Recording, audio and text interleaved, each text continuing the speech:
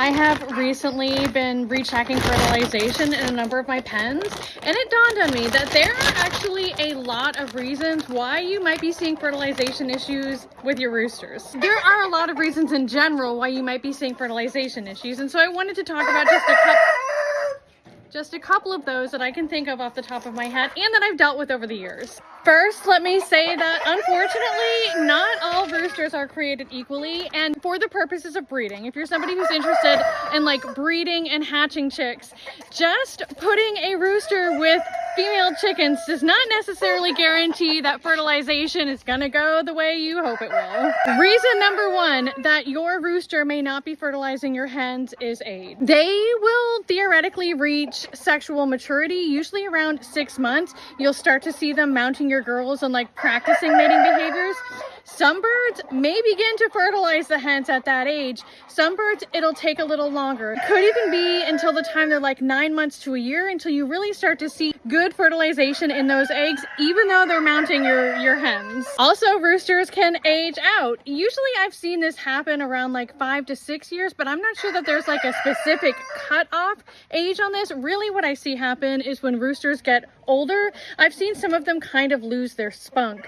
But it seems like really between the ages of like 2 and 4 seem to be like prime as far as I've seen in my flocks with my roosters. I mean, really, the age 2 is really a good breeding age anyways, because you have a good idea at that point of temperament. Your birds have gone through their first hard molt. You have a good idea of their health and vigor. 2 to 4 years, in my personal opinion, seems to be a really good breeding age for breeders who are breeding for SOP qualities or for health and vigor, temperament type things. Which, I mean, let's be real, we all should be as mindful as we can be about those things anyways. Your rooster may not be fertilizing your hens because the hens don't like him and because he's got no swag. I know that sounds silly, but like for real, I have seen roosters who just, they don't know, like they know how to mate, but they don't know how to romance the hens. The hens, I mean, like, I know this sounds silly, but the hens literally just don't like him. They won't let him mate them. They will run. And did you know that hens have the ability to push out sperm from roosters that they don't see as a fit mate? I mean, I don't know how it works actually. I don't know if they like push out the sperm per se, but needless to say, they have the ability to reject fertilization from unfit mates. It's a whole thing. Google it. Some roosters, for some reason, just never get it. I have had roosters who, throughout the duration of their life, are just incapable of fertilizing with no determinable reason. Also, sometimes you will see this happen. This is one of the consequences of inbreeding. Actually, fertilization and hatchability issues are some of the first like noticeable things that you'll see as a result of inbreeding problems. But this happens way down the lines. Like there are studies that have been done that say that in general, we won't even begin to see issues from inbreeding for something like up to 6 generations. In my Cochins and my Wyandottes in particular, I have seen fertilization issues because they literally have too much junk in the trunk. Because the feathers around their vent are so fluffy that even when the rooster mates, they can't quite make that cloacal kiss, so to speak. And so in those situations, I've had to trim around vent feathers. And when I do this, you got to be really careful not to trim down to like the feather quills where they're like sharp and pointy when the rooster mates, because then it's uncomfortable in the mating process. You really want to just trim right around the like fluffy feathers right around the vent so they can make the cloacal kiss. I have seen fertilization issues with multiple roosters, and now it depends on the roosters, because some roosters can coexist just fine and they're perfect gentlemen with their hens and they coexist really well.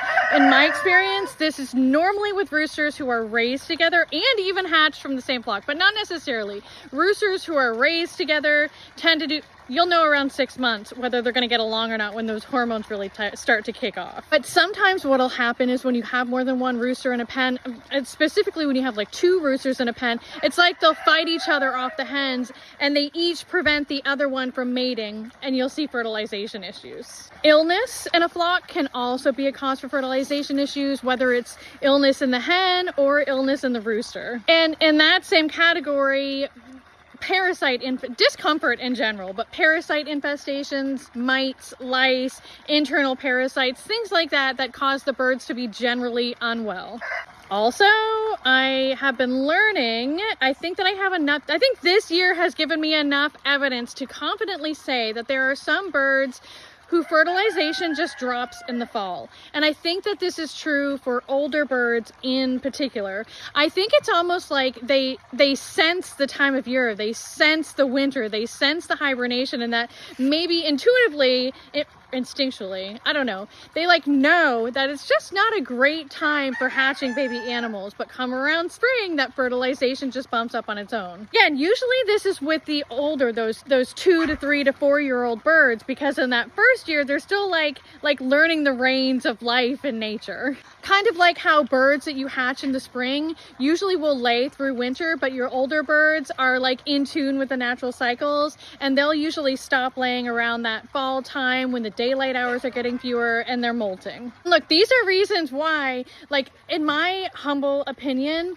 a good rooster is one of the most valuable things in a flock. Not only are they giving like 50% of the genetics to all of the birds that you hatch out of a coop, but they are the determining factor as to whether or not you're hatching, your hatchability, your fertilization. I mean, it's just, I hate roosters. They're the worst. No favorites. There's no favorites around here, but you catch my drift. You hear what I'm saying?